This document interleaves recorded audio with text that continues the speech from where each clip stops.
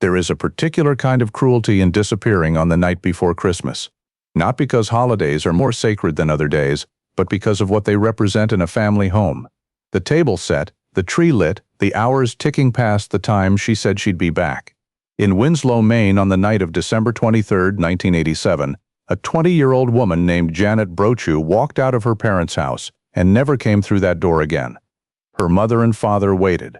They waited through Christmas Eve, through Christmas morning, through the New Year, through the spring. They waited for the rest of their lives, and the man who knew exactly what had happened to their daughter looked detectives in the eye, year after year, decade after decade, and said nothing that mattered. This is the story of how one piece of evidence, pulled from the bottom of a cold river in 1988 and kept in storage for 31 years, finally said what Gerald Goodale would not. Before we get into it, let us know where in the world you're watching from. And if stories like this one mean something to you, subscribe so you don't miss what comes next. Janet Brochu was not the kind of person who disappeared. That is not a cliché. It is a clinical fact about her circumstances. She was 20 years old, the only child of Geraldine and Albert Brochu, two people who had chosen to adopt her and built the architecture of their lives around her. She worked as a dietary assistant at Seton Unit, part of Mid-Maine Medical Center, where she had been employed for a year and a half. She lived with her parents on Cushman Road in Winslow. She did not have a history of leaving without telling anyone. She did not have a reason to vanish. She also had severe insulin-dependent diabetes. Twice a day, on schedule, she needed injections. That was not a preference or a routine. That was a biological necessity. If something interrupted that schedule, her body would begin to deteriorate within hours. Her parents knew this. Her doctors knew this. And so when she didn't come home that night, her mother didn't think her daughter had run off somewhere. She thought something was wrong. On the evening of December 23rd, Janet left the house just after 6 in the evening. She told her mother she was going to pick up her paycheck and stop by McDonald's. Ordinary words. The kind of sentence a person says dozens of times in a life without anyone writing it down. Then the door closed and she was gone. She didn't go straight home. She went to a bowling alley in Waterville with a friend. They bowled, they had drinks, a normal December night before a holiday. At the lanes, their group met two men bowling nearby.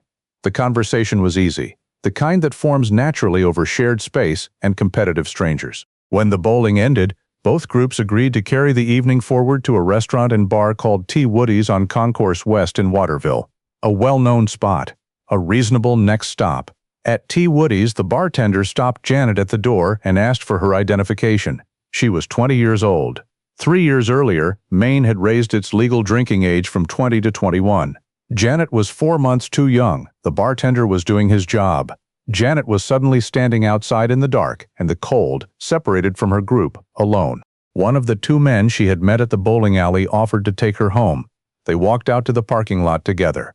Then Janet realized she'd left her wallet inside the bar, and the man went back in to retrieve it before going back through the door. He turned to the people inside and said something that would be quoted in police reports for the next 3.5 decades. He said he would take care of her. In the parking lot, Janet was not doing well. The drinking had caught up with her and the cold wasn't helping. She was nauseated. She was unsteady. The man came back out with her wallet, looked at the state she was in, and decided he didn't want to deal with it. He told her he wasn't going to drive her home. He turned away from her. And that was the last time anyone who knew Janet Brochu's name saw her standing. It was around midnight. The temperature in Maine that night was below zero. A 20-year-old diabetic woman was alone in a dark parking lot with no one she trusted nearby, in a city she had come to for a night out. No phone in her pocket the way people carry phones today. No way to summon a car with a tap on a screen. Just the cold and the dark and the distance back to Cushman Road. On Christmas Eve morning, Geraldine and Albert Brochu called the Waterville police. Their daughter had not come home. She had not called. She had not left a message. She was diabetic. She was 20. She had never done anything like this before, and the previous night had been the coldest night of the year. The police did not wait. They moved immediately. Within days, alerts went out across the country. Not because the family had connections or resources, but because the math of a diabetic woman missing overnight in a Maine winter was already grim, and everyone who looked at the file knew it. Investigators worked backwards through the night. They found the bowling alley. They found T. Woody's, and from witnesses at both places they collected two names. Jerry and Lou. No last names. Just two first names attached to a night that had ended with one woman left alone in a parking lot. More than a week into the search, detectives tracked down both men at the same bowling alley where Janet had met them. Both cooperated. Both told the same story. They had left separately after T. Woody's. They had not driven Janet anywhere. They had not seen her after the parking lot. Jerry's full name was Gerald Goodale. He was 29 years old, living with his parents on Water Street in the south end of Waterville. He worked odd jobs. He spent a lot of time fixing cars in the backyard of the family property. Neighbors described him as difficult. He added one piece of information to his account. He had been the last person to see Janet when he left the T. Woody's parking lot. She was still standing there in the cold. He had driven home. He had left her standing there. Investigators looked at Goodale and saw a person of interest. But interest is not evidence. Nobody had seen Janet get into his car. No physical trace linked him to her disappearance. He had answered their questions. He walked out of the police station without charges. The Maine State Police and the Attorney General's office joined the investigation in January. The search expanded in every direction. Weeks became months. The winter stayed cold and the river stayed frozen, and Janet Brochu remained missing. In April of 1988, more than 3 months after Christmas Eve, a dive team went into the Sebasticook River in Pittsfield, about 20 miles north of Waterville. The river runs upstream from the city. Pittsfield is not somewhere you end up by accident. It is somewhere you go with a purpose, which means it is somewhere you bring someone with a purpose. On the first day of diving, the team found something. Ken Kiriakou, one of the divers working that day, told reporters afterward that what they recovered was very important to the case. He would not say what it was. That detail stayed sealed for more than 30 years. The item was photographed, documented, packaged, and placed into evidence storage. And then it waited. It waited because 1988 forensic science could not do what needed to be done with it. DNA analysis in the late 1980s was still primitive by modern standards. It required substantial sample material in good condition, and samples that had spent months in a river in Maine were rarely in good condition. The technology was not there. So the evidence sat in storage, correctly preserved, patiently waiting for the world to develop the tools to understand it. On March 19, 1988, a man named Christopher Anthony found a woman's body floating in the Sebasticook River near Pittsfield, not far from a dam on Waverly Avenue. Pittsfield police arrived, then state police. The body was unclothed. Identity was established through dental records and jewelry. It was Janet Brochu. She had been missing for 87 days, 20 miles upstream, no clothing. A location that required a vehicle and a deliberate choice. Investigators confirmed that Janet had not drowned. She had been dead before she entered the water. Someone had driven her to Pittsfield, done what they did, and driven away. The specific details of how she died were kept out of every press release, a strategic silence designed to filter out false confessions later. Those details stayed sealed until 2023. Geraldine and Albert Brochu received the news on Cushman Road. They had spent 87 days moving between hope and the knowledge that hope was shrinking every day. Now they had an answer to one question and no answer to the one that mattered most. They knew where Janet was. They did not know who had brought her there. They were ordinary people in a small Maine town. They did not have lawyers or publicists or platforms. They had a house on Cushman Road, a daughter who was gone, and the ability to keep breathing and waiting. 5 months after Janet's body was recovered, Gerald Goodale was still living on Water Street in Waterville, still fixing cars, still free. On the night of August 9, 1988, a 23-year-old woman named Geraldine Finn left a bar at the Holiday Inn on Main Street in Waterville with a man. Geraldine Finn was from Skowhegan, and she called her mother every single evening without fail. Her friends watched her get into a blue Chevrolet Blazer.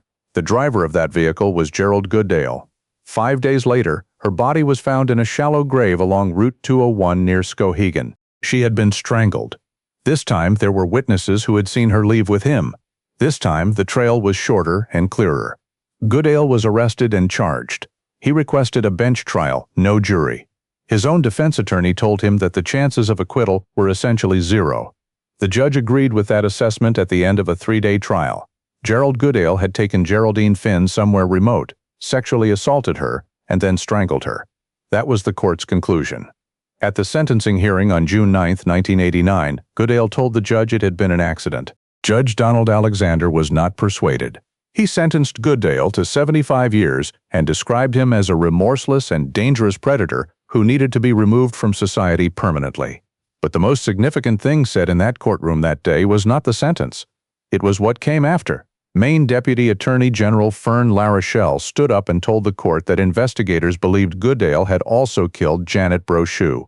LaRochelle had pushed for a life sentence on exactly that basis. And Goodale, when confronted with Janet's name during the investigation, had said something that LaRochelle now read into the record. He said he didn't do it, but he knew who did, and he wouldn't say hold that sentence still for a moment. That is not the answer of someone with nothing to hide. A genuinely innocent person does not know who committed the crime. A genuinely innocent person does not hold information and then choose to protect it. That sentence was designed to do two things simultaneously. It was designed to keep Goodale technically outside a directed mission, and it was designed to make sure everyone in that room understood that he was in control of something they could not reach. Somewhere in Winslow, Geraldine and Albert Brochu were alive and waiting, and the man who knew the answer to their question had just chosen, publicly, from a courtroom podium, to keep it. LaRochelle didn't have enough evidence to charge him. Goodale went to Maine State Prison in Warren to begin his 75 years. The Janet Brochu file stayed open and went quiet. Maine, in 1989, had no dedicated unit for cold cases. Detectives working the Brochu file were simultaneously working every other case that came through the door. Active investigations displaced older ones by necessity, not intention. No one was assigned to sit with the Brochu file exclusively and follow every thread. The evidence from the Sebasticook River sat in its labeled storage bag and waited. What kept the case from fully dying was a single detective who visited Geraldine and Albert Brochu on Cushman Road once a year. Not to report breakthroughs, because there were none to report, just to sit with them, to tell them the file was not forgotten. Janet's cousin, Daniel Brochu, described this years later. The investigator couldn't share everything because doing so would compromise the investigation. But he came. Every year he came. That was not nothing. For two elderly people in a house on Cushman Road, that was substantial. Over the following years, investigators questioned Goodale multiple times inside the prison walls. He never changed his answer. Not fully guilty, not fully innocent, just holding that single sentence between himself and the truth like a barrier he had decided never to move. Geraldine Brochu, Janet's mother, died in 2015 at 87 years old, at a nursing home in Waterville. She had spent 28 years waiting for an answer that never came while she was alive. Albert Brochu outlasted her by 6 years. He continued living in the house on Cushman Road, the same house Janet had left at 6 in the evening, on December 23, 1987. He died there in January of 2021 at 91. Both of the people who had chosen Janet, raised her, and never stopped carrying her name, died without knowing what had been done to her and by whom, officially. The evidence in storage did not know that. It was still waiting. In 2015, the Maine State Police established the Unsolved Homicide Unit, the first dedicated cold case structure in state history. Detectives assigned to this unit had one job, not one of several jobs, one. They opened old files, applied new forensic tools, followed threads that older technology couldn't follow, and did not move on until they reached some kind of conclusion. This was the structure the Brochu case had needed since the day Goodale was sentenced in 1989, and it had taken Maine 26 years to build it. In 2019, the Unsolved Homicide Unit formally joined the Brochu investigation. The team included cold case specialists, major crimes investigators, attorneys from the Attorney General's office, and forensic scientists from the Maine State Police Crime Lab.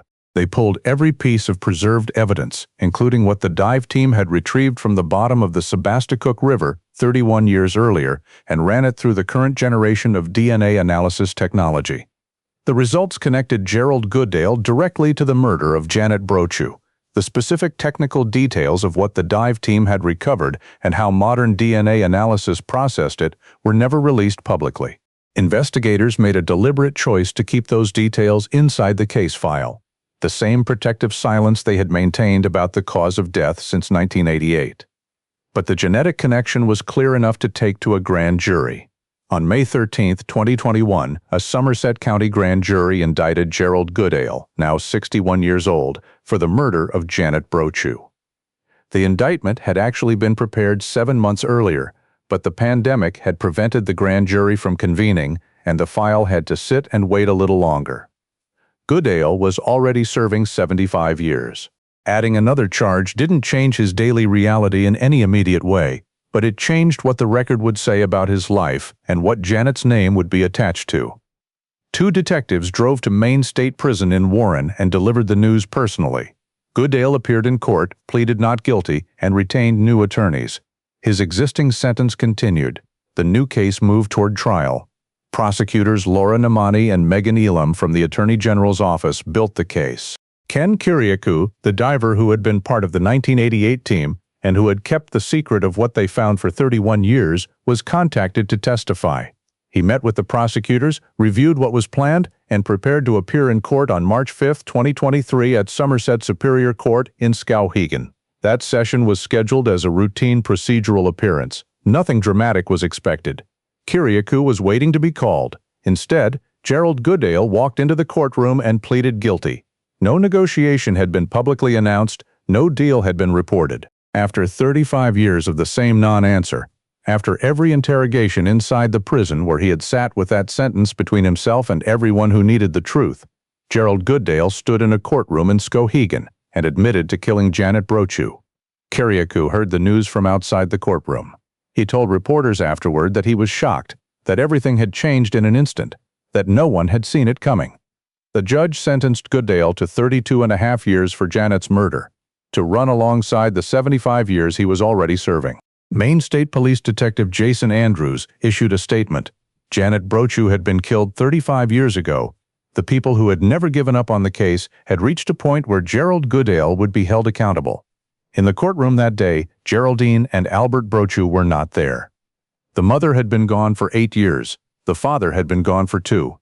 But Daniel Brochu, Janet's cousin, was present. He watched Goodale enter the plea.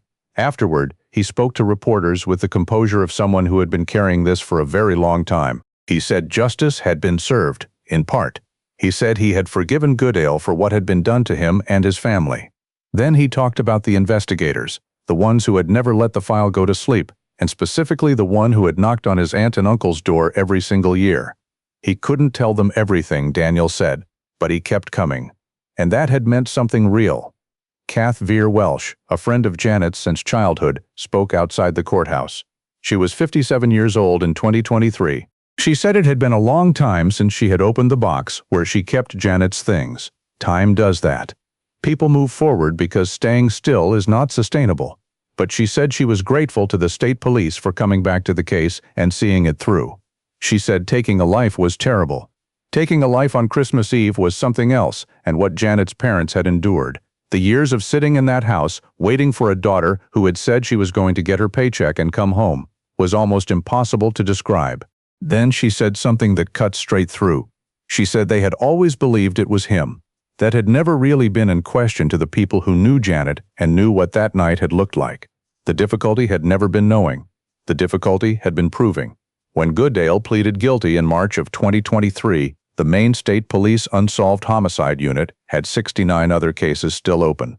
69 other families, somewhere in Maine, doing some version of what Geraldine and Albert Brochu had done for 35 years, waiting, counting years, hoping that the phone would eventually ring with a different kind of news. Detective Thomas Pickering of the unit said something worth holding on to. He said they work cases until they reach some kind of resolution, and when new technology becomes available, they go back and look again.